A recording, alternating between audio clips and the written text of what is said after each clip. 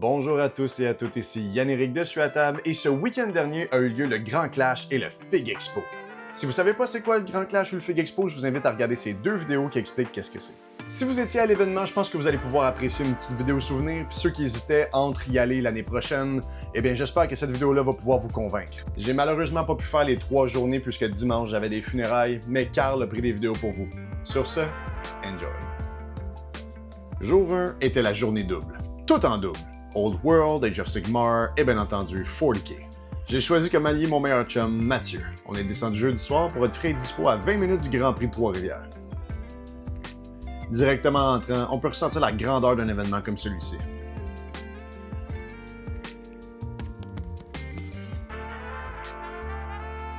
Du côté du Fig Expo, plusieurs artistes et artisans commençaient à s'installer aussi. Il y a du monde qui a du talent en tabarouette, moi de dire.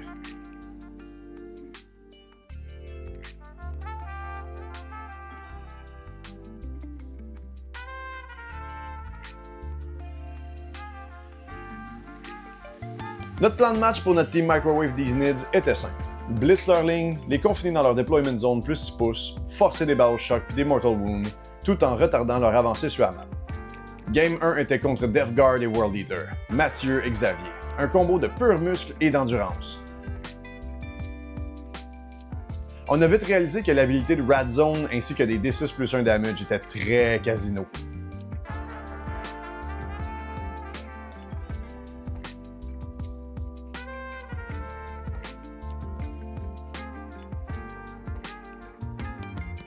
Au 2v2, on avait 4 amis Suatable pour represent.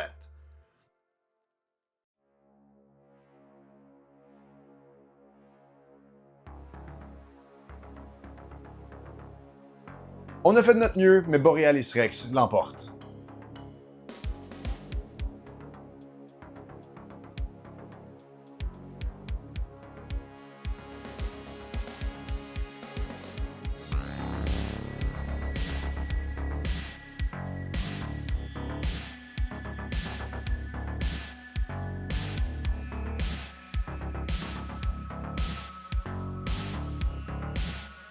Game 2, comble du hasard, on s'est retrouvés contre nos amis Antoine et Rémi et leurs Tau et Custodies. Casino a été payant ce game-ci parce qu'on a réussi à faire quelque chose comme 10 Mortal Wound Tour 1 et principalement sur les Custodies. Les Rad Effects des tours subséquents ainsi qu'un bon Shadow in the Warp a mis Battle Shock le joueur Custodies toute la game.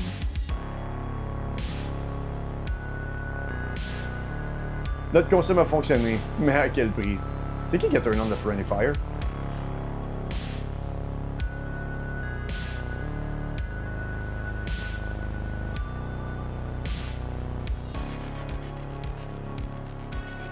Durant la journée, les boutiques commençaient à arriver et plusieurs avaient de bons rabais ou apportaient quelque chose d'unique, comme l'expédition Rive-Sud qui faisait une espèce de marketplace de l'eau usagée.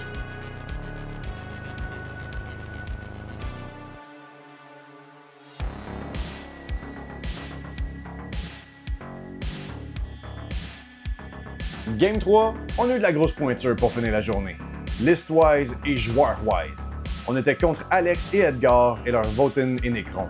Avec autant d'armements anti-tank du côté Admech, on était assez confiants mathématiquement de pouvoir y arriver à bout de 2 forteresses et les 2 katanes qui composaient 50% de leur liste. But boy, we bad at math! Une des forteresses a survécu pendant 2 tours à 1 point de vie et un katane refusait de mourir, que ça a été une game incroyablement difficile. On s'en est tiré avec un match nul. What a game!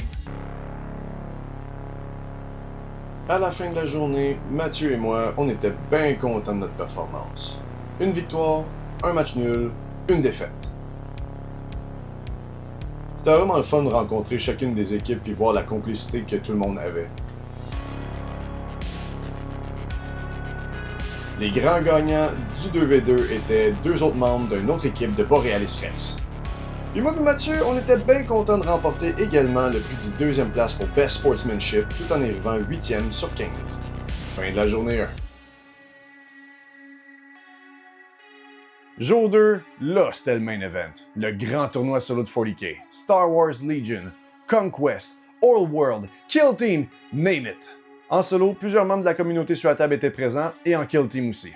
Pour ma part, puisque je ne pouvais pas être là les 2 jours, je faisais office de Ringer, un remplaçant, en cas de nombre impair. Je suis allé faire un tour dans le coin Star Wars puis aller admirer la map de Lord of the Rings.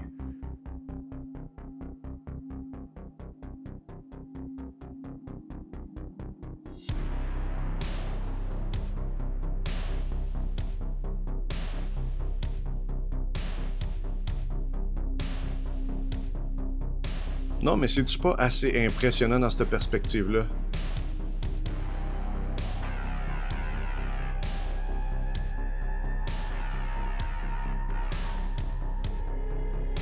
Un certain Simon est descendu de Vancouver pour présenter un board game de sa confection. C'est dur de créer un board game, puis le sien avait l'air vraiment nice. J'ai jasé pendant un bout, il était vraiment sympathique.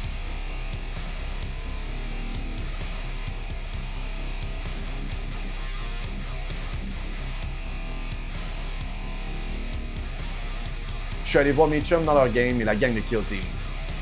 Game 1, on a eu besoin de moi, je suis donc allé me combattre contre une armée Necron vraiment cool.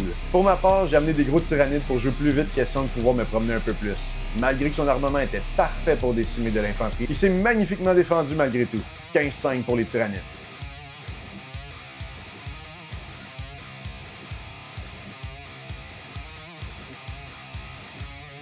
Quand tu te mets à regarder des dioramas, les maps de Star Wars, les maps de Lord of the Rings, tu te dis que Colin, il était temps que la 11e arrive puis qu'on lâche les buildings en L.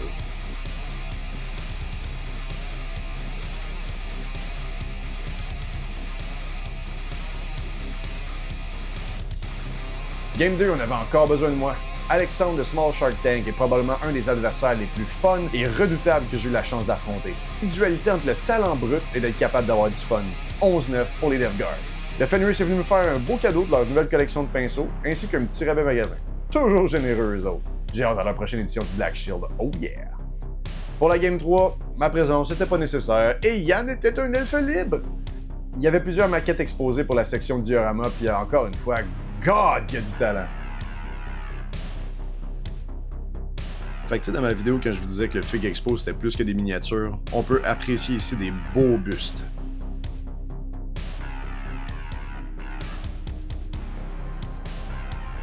Et un beau petit chat! Pendant la Game 3, il y avait 3 joueurs qui jouaient proches les uns des autres qui avaient des conversions complètement débiles. Un Knight Centaur, des War Dogs à 4 pattes, des Defiler de Nurgle, des Knights de Nurgle, tout était insane. Il y avait de la très grosse pointure à l'événement.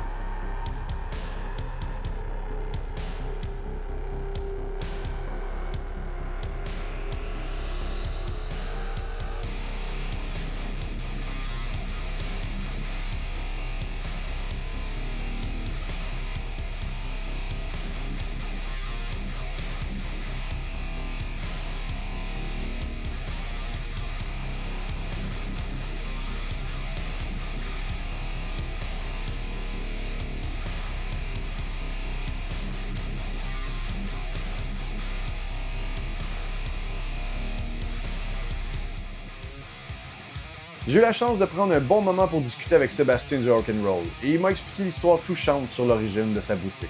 Avec sa permission, je voulais mettre quelques images pour non seulement honorer la mémoire de son défunt frère qui s'est enlevé la vie, mais aussi pour sensibiliser sur le sujet qu'est le suicide. Je suis allé assister à la remise de prix et la nomination de l'événement Kill Team, puis en termes de prize pool, c'était assez insane. Pas juste les golden tickets, là. Il y avait des game mats, des terrains, des kits. J'apprécie aussi qu'ils faisaient tirer des prix au hasard, puis pas juste au winner. Pour mes amis qui ont fait l'événement Kill Team, c'était leur premier event, puis ils ont bien performé. Je suis bien fier d'eux. Après avoir dit mes bye-bye, je suis redescendu vers chez moi, mais mon chum Carl m'a aidé à avoir du footage de la journée 3. C'était la fin du solo event, des grosses games décisives ont eu lieu. J'en profite pendant que ces images tournent pour remercier toutes les personnes qui ont permis à un événement comme celui-ci d'être possible.